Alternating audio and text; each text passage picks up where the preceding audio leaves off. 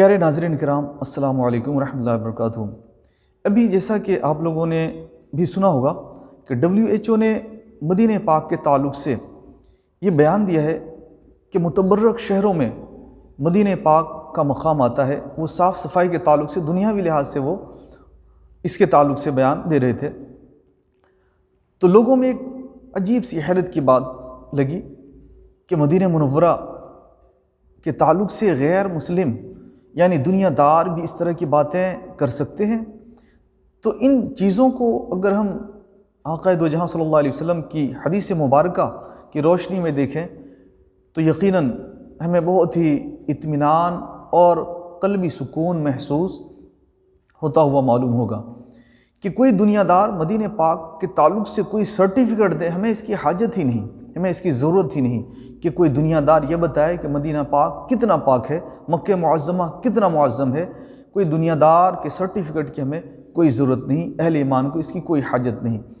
تو ہم دیکھتے ہیں کہ مدینہ پاک کے تعلق سے آقا دو جہاں صلی اللہ علیہ وسلم نے 1400 سال پہلے کیا بیان فرمایا تھا، اس تعلق سے آقا دو جہاں صلی اللہ علیہ وسلم نے کیا باتیں بیان فرمائی۔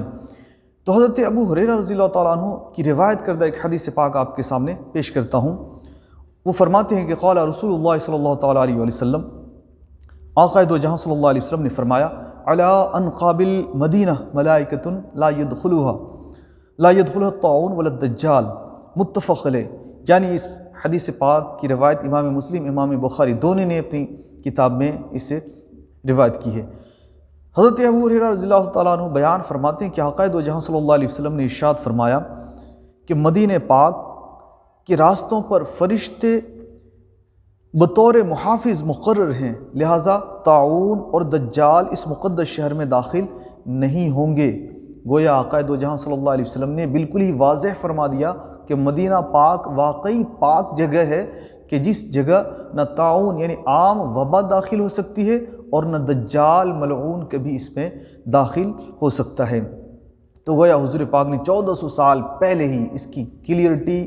واضح طور پر بیان فرما دی کہ لوگو ایمان والو، تمہارا ایمان اتنا پختہ ہونا چاہیے، یقین اتنا مستحکم ہونا چاہیے کہ ہمارے آقا نے جو فرما دیا وہ فائنل ہے، قیامت تک کے لیے اٹل ہے، اس میں کوئی رد و بدل یا تبدیلی واقع نہیں ہو سکتی۔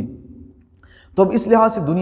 کسی دنیا دار کے سرٹیفکیٹ کی ہمیں حاجت نہیں۔ اب ایسی ہی دوسری روایت میں آپ کے سامنے پیش کرنے جا رہا ہوں، جس کی روایت حضرت انس بن مالک نے کی ہے۔ وہ بیان فرماتے ہیں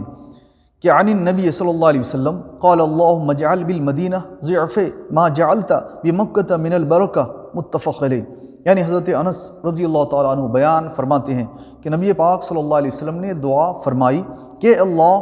مدینہ منورہ میں اس سے 2 گنا برکت رکھ جتنی برکت تو نے مکہ مکرمہ میں رکھی ہے۔ اللہ اکبر۔ گویا حضور نے خصوصی دعا فرمائی مدینہ پاک کے لیے کہ اللہ تبارک و تعالیٰ مکہ معظمہ سے 2 گنا برکت اس شہر میں رکھ۔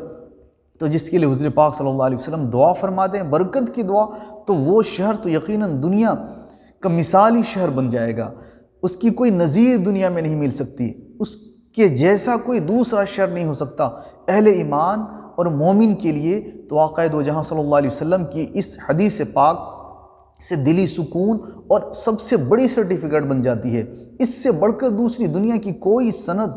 کوئی معنی نہیں رکھتی۔ تو لہٰذا ہم اہل ایمان کے لیے آقا دو جہاں صلی اللہ علیہ وسلم کی یہ احادیث مبارکہ سند ہے، سرٹیفکیٹ ہے کہ حضور پاک صلی اللہ علیہ وسلم نے 1500 سال پہلے ہی بیان فرما دیا تھا کہ مدینہ پاک واقعی پاک ہے۔ آج جس طرح کی وبائیں پوری دنیا میں پھیلی ہوئی ہیں، تو یہ وبا دراصل جس طرح سے WHO نے یا دیگر سنستھاؤں نے، ڈاکٹروں نے بتایا تھا، اس طرح سے وائرل یہ بیماری نہیں ہے حقیقت میں۔ اگر اتنی وائرل ہوتی جتنا کہ بتایا گیا تو آج آدھی دنیا اس کے لپیٹ میں ہوتی، لیکن ایسا دیکھنے کو نہیں مل رہا ہے۔ تو آج جس شہروں میں بھی یہ بیماریاں آئیں تو وہ شہر آج مکمل طور پہ اس بیماری کی لپیٹ میں نہیں ہے، بلکہ عارضی طور پر کچھ حصہ میں، کچھ بھاگ میں اس طرح کی بیماریاں وہاں نمودار ہوئیں۔ لیکن جب مدینہ منورہ کے تعلق سے ہم ریکارڈ دیکھتے ہیں تو اس میں بھی لوگ پازیٹیو ہوئے، اس میں بھی اس بیماری میں، وائرس میں مبتلا ہوئے، لیکن یہ وائرس کے تعلق سے جو کنفیوژن لوگوں کے ذہن میں ہے، جو شکوک و شبہات ہیں، اس کی وضاحت، ان کی کلیئرٹی آج تک دنیا کا کوئی ڈاکٹر نہ کر سکا۔ تو لہٰذا اس تعلق سے ہم اگر سوچیں، غور کریں، تو ہمیں اندازہ ہو جائے گا کہ جس وائرس کے تعلق سے یہ ریکارڈ یا آنکڑے پیش کیے جاتے ہیں، دراصل وہ وائرس کی اتنی حقیقت نہیں ہے جتنا کہ بیان کیا جاتا ہے۔ تو لہٰذا اب ہمیں مدینہ منورہ کے تعلق سے کسی دنیا دار کے سرٹیفکیٹ کی ضرورت نہیں ہے، ہمارے سرکار نے اس کی سرٹیفکیٹ، اس کی سند 1400 سال پہلے عطا فرما دی۔ ایک اور پیاری حدیث آخر میں آپ کے سامنے پیش کر کے رخصت ہو جاؤں گا۔ حضرت عبداللہ ابن عمر رضی اللہ تعالیٰ عنہما سے روایت ہے، وہ بیان فرماتے کہ حضور نبی اکرم صلی اللہ علیہ وسلم نے فرمایا، جو شخص مدینہ منورہ کی سختیوں اور مصیبتوں پر صبر کرے گا، قیامت کے دن میں اس کی شفاعت کروں گا یا اس کے حق میں گواہی دوں گا۔ یہ امام مسلم نے اس کو روایت کیا اپنی کتاب صحیح مسلم شریف میں، یعنی مدینہ پاک کی سختیوں پر جو صبر کرے گا، خود حضور پاک صلی اللہ علیہ وسلم اس کے بارے میں گواہی دیں گے قیامت کے دن، اور پھر اتنا ہی نہیں بلکہ اس کے لیے شفاعت فرمائیں گے۔ سبحان اللہ، ہمارے لیے ایمان کو تازہ کرنے والی یہ چیزیں ہیں۔ دعا کہ اللہ تبارک و تعالی ہمیں ایسی چیزوں کو دل و جان سے تسلیم کرنے کی توفیق عطا فرمائے۔ تمام حضرات سے گزارش ہے کہ آپ ہمارے اس چینل کو سبسکرائب کریں اور دوسروں تک بھی پہنچا کر ثواب کی